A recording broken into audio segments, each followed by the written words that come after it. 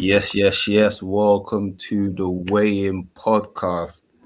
We're just gonna do an instant reaction right now from your boy Sugar Ray, and things ain't so sweet right now after watching the Josh Taylor versus Jack Catterall fight. All that comes to mind is this right now. Man there trying to stop Josh from getting himself into further trouble. Listen. Let me drop. Man there trying to stop Josh from getting himself into further trouble. Listen, man. Watching that fight, I was watching it with my boys. Everyone in the group chat's like, "Rah, Catterall's doing this," and at least if the judges had the decency to make it a draw, I would be like, it's nasty, but boy, corruption have to run. But to have a Josh Taylor win is absolutely nasty, of the nastiest stuff. And that's some of the nastiest officiating that I have seen in a long time. I can't believe this. Like, even looking at the stats, Catterall threw 357 punches, landed 166, which is 46% success rate, in comparison to Josh Taylor's 33% of 85 landed of 255 thrown. I'm not trying to hear none of that talk about all this. You got to beat the champ to get all that stuff. You got to really beat the champ to take the belt and all of that. My man lost that fight. Pure and simple. And this ain't even a shot at Josh Taylor, because, boy, all he can do is go out there and fight. And if he had lost, I think he would have just said, fair shake to Jack Catterall. He done his thing. But those judges, especially the one that had it like, 114, 112 to Taylor. What? Is it crack? This is the nastiest. What a square. I thought I was watching WWF again with the McMahon Montreal screw job. This is crazy. Like, shout out Jack Catterall, because what a performance he put in, and he must just be absolutely devastated right now. And seeing his trainer have to do the post-fight interview, and even his trainer asked, "How dare you ask Jack for a post-fight interview after that type of robbery?" You couldn't do that to a fighter. For the promoter to even call out the judges like that. And don't get me wrong, there's been promoters in the past where you can tell, like, they're a bit disgusted, but you can kind of tell, like, there's a bit of business under the table. They're cool with the decision. But even Ben Shalom had a look on his face like, yo, there's no justifying this. He was even told, I remember he told one of the other commentators, like, look, I'm promoting this, like, this is my broadcast. Like, man, my heart goes out to Jack Catterall, because what a robbery that was. That is crazy.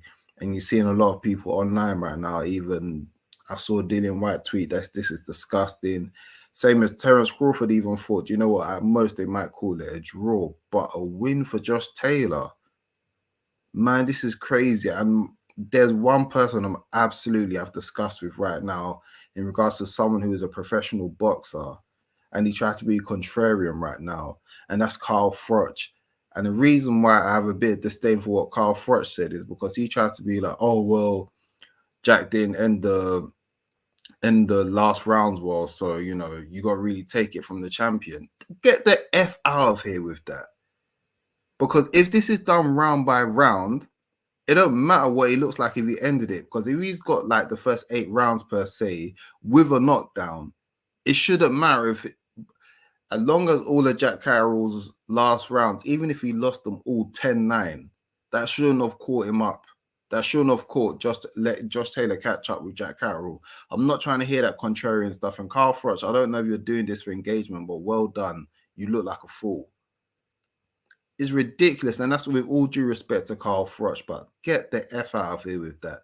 You as someone as a professional boxer should have enough empathy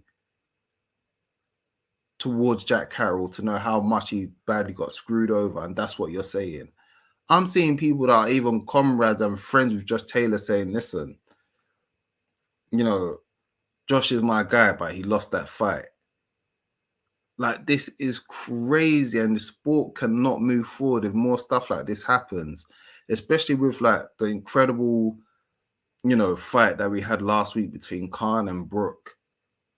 And I understand this was meant to be, Josh Taylor's big showcase. And this is a podcast that's even been behind Josh Taylor and said, yo, this guy needs to be getting his shine and everything.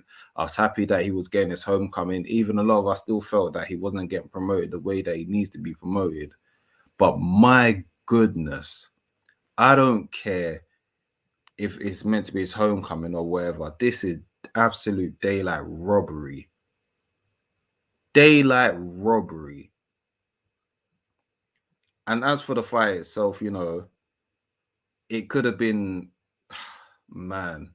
Even I knew something was dodgy when Jack Catterall was the first person to get deducted points. Because I'm not trying to be funny. Yeah, both of them were doing a bit of day tactics, but I've lost count of how many times I saw Josh Taylor do day clinching. And you know what? I also got to give him respect, because guess what? When you're in a tight spot, that's what you need to do. But for the fact that Jack Catterall was the first person to get a point deducted after that is crazy. Just seeing that, I was just like, nah, this is nuts. And man, I'm lost for words.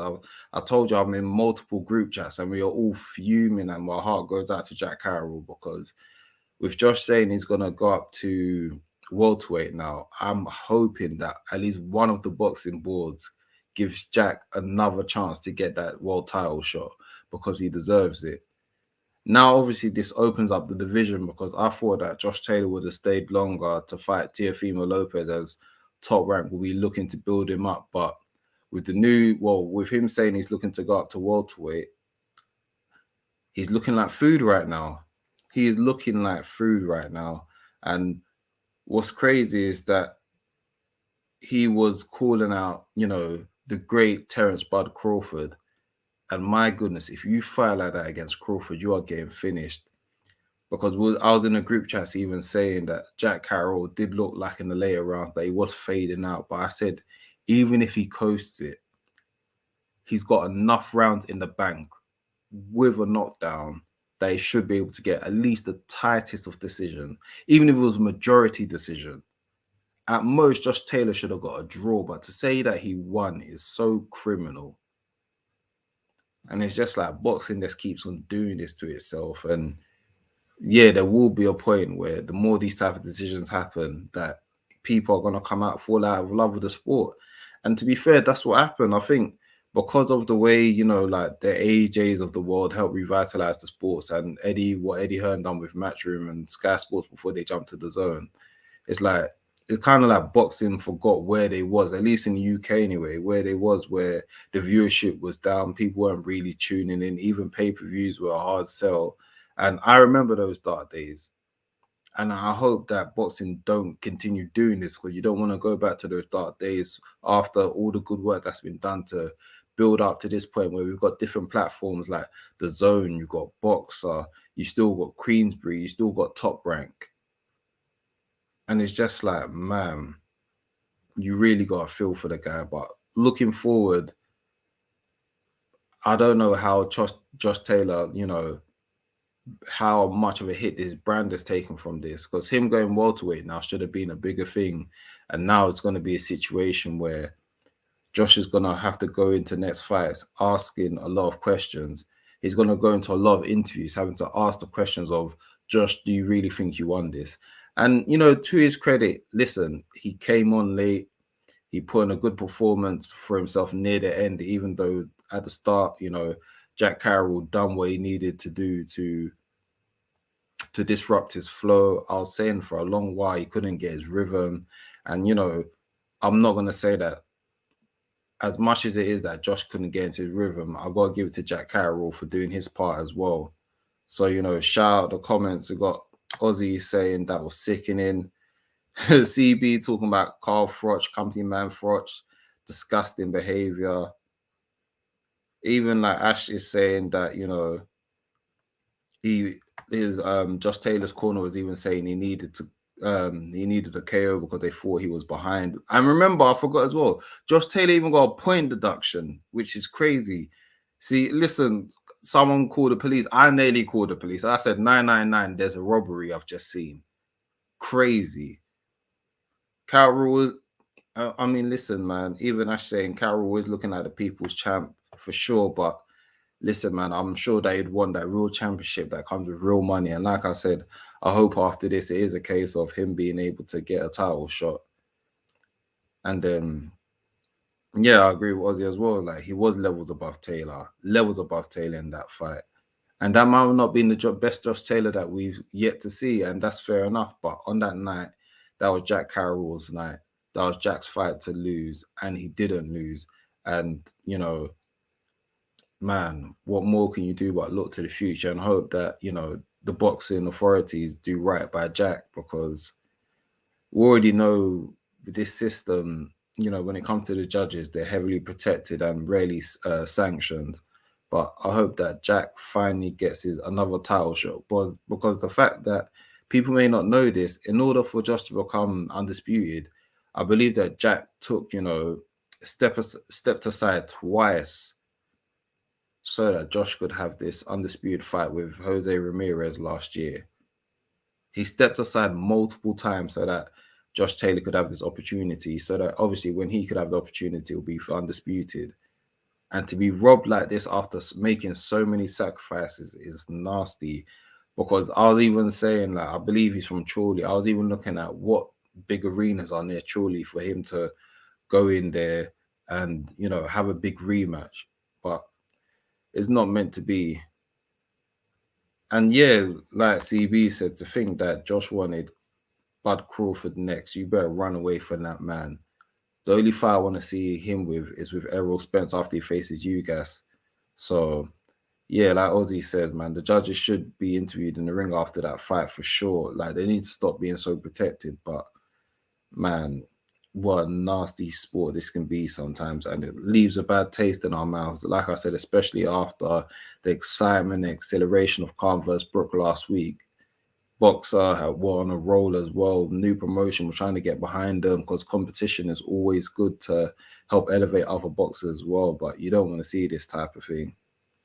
And yeah, Nazir, listen, man, I'm all with you on that. But I'm going to draw this to a close soon. But all I'm saying is, like I said, I hope Jack Catterall gets his future title shot. It'll be interesting to see what's the light welterweight landscape after this. Because, you know, with Teofimo coming up to that division, with Josh Taylor saying he's going to go up and going to relinquish the belts, you're just going to have to look and see what, you know, what's going to be next. Because, boy, it'll be interesting. You got to scatter the belts. But before we leave, I'm going to have to play this one more time because this is the only thing that can sum it up. Man there trying to stop Josh from getting himself into further trouble. But listen, thank you once again for tuning into the weigh-in. This is the instant reaction to the Josh Taylor versus Jack Catterall undisputed light welterweight title fight. We'll be back very soon. Listen, for all those that got involved, thank you. Everyone, you see our socials down there, whether it's Instagram, Twitter, YouTube. Stay weighed in. Show us love. Give us a shout. Let us know your opinion. You know, retweet us. If you think Carl Froch is chatting rubbish, let him know via the weigh-in. But people, it's been real. Peace and love. Take care out there. And we out.